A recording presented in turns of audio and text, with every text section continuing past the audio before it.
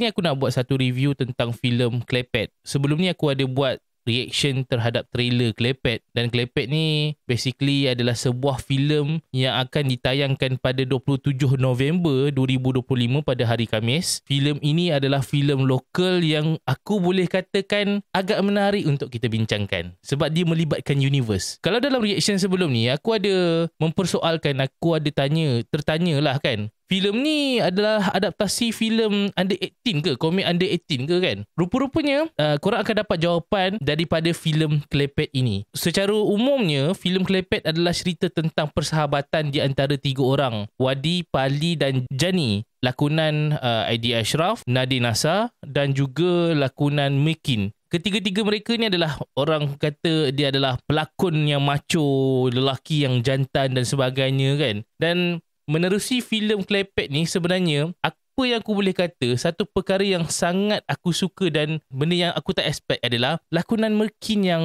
gila babi fun. Tak sangka rupanya dalam filem ni Merkin dia akan bawa satu karakter yang masuk air tau. Tapi tak tahu kenapa dia macam watak Merkin dalam filem ini memang menjadi. Dia memang seperti seolah-olah itulah diri dia yang sebenar. Sebab kita tahu Merkin ni banyak berlakon dalam drama-drama TV3, Samarinda dan sebagainya kan. Watak-watak orang kaya lah, lelaki yang apa ni, ada syarikat besar-besar, perniagaan besar-besar. Tapi dalam filem Klepet ni totally different. Merkin membawa satu karakter yang seorang lelaki yang dia macam kawan-kawan anggap dia macam dia ni suka buat hal lah, suka buat masalah, lepas tu dia ni kaki perempuan dan sebagainya. Tapi surprisingly watak yang Merkin bawa ni memang menjadi dan sangat best. Aku rasa MVP untuk filem ni adalah Merkin sebab Merkin berjaya menghidupkan jenaka untuk karakter dia sendiri tu. Dan aku rasa filem ni adalah satu filem yang sangat enjoy, sangat fun boleh kata. Jokes dalam filem ni aku boleh kata agak dewasa, dia banyak double meaning dan banyak jokes yang lucah. So aku faham juga kalau ada orang yang tak berapa suka dan tak berapa gemar type jokes yang begini. Tapi kembali kepada kita punya cerita, adakah Klepet ini adalah adaptasi daripada under 18? Jawapannya tidak.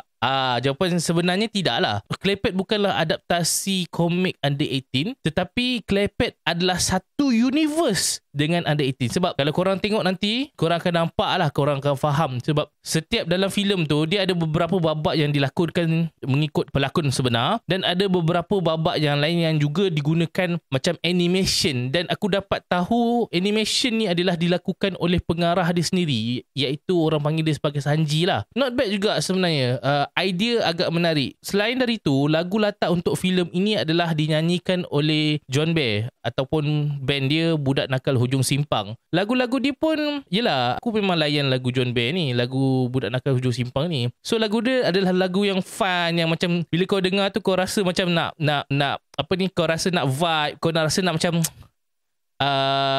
bersemangat sikit lah. Dan filem ni memang membawa benda tu. Kau akan rasa macam sebuah filem jenaka yang sangat fun dan sangat kelakar. Dan cerita dia simple sebenarnya. Simple. Storyline dia sangat simple. Apa yang aku boleh kata, filem Klepet adalah sebuah filem yang memang kalau korang nak pergi tengok wayang, nak tengok, tak nak fikir apa-apa, nak fun, nak gelak-gelak, so filem Klepet adalah filem yang sesuai untuk korang tonton dekat panggung wayang. Cuma bila kita cerita tentang benda yang best, benda yang aku suka dan happy pasal filem Klepet, ada banyak juga perkara-perkara yang mungkin boleh ditambah baik pada filem Klepet. Pada aku, filem Klepet bukanlah sebuah filem yang sempurna, tapi ia adalah sebuah filem yang fun, yang best dan enjoy je aku tengok. Ada beberapa perkara yang aku rasa macam contoh mungkin boleh ditambah baik dalam aspek penulisan skrip misalnya. Dialog-dialog dia macam kadang-kadang ada beberapa perkara yang aku rasa cringe, lawak-lawak dia. Lepas tu jokes ada orang kata jokes